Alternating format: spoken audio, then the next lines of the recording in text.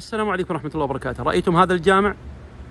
هذا الجامع عنده مغسلة للأموات من بين 3 مغاسل على مستوى الوادي الدواسر، فما بالك بمئات المغاسل على مستوى المملكة. كم سيغسل فيها من الموتى؟ كم سيكرم فيها من الموتى؟ في اليوم يا أخوان الكرام مؤسسة إكرام الموتى الأهلية تحت إشراف وزارة البلدية ستضم جميع مغاسل المملكة وستشرف عليها، وستقوم بتدريب في المرحلة الأولى الآن 150 مغسل للموتى ستدربهم على الطريقة الشرعية. هذه الحملة ستكلف 300 ألف ريال.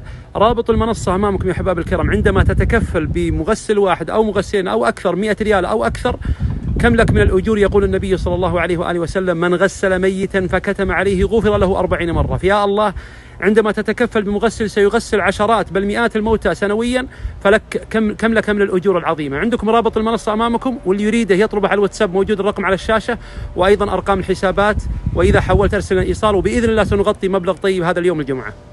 وأعطيكم نبذة عن هذه المغسلة من أعمالها الجبارة التي ستسعى إليها. هي إنشاء تطبيق إما مستقل أو تابع لتوكلنا، سيقوم بإنهاء إجراءات الرسمية لاستخراج الوثائق الرسمية لدفن هذا الميت، تغسيله ودفنه بعد الصلاة عليه.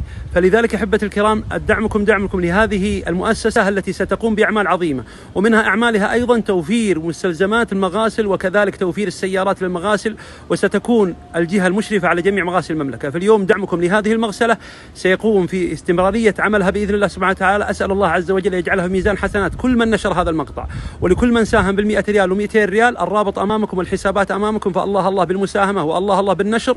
نريد أن نفرح اليوم الجمعة بانتشار هذا المقطع، وكذلك باكتمال مبلغ بإذن الله سبحانه وتعالى متبقي 216 ألف ريال كما هو في منصة التبرع.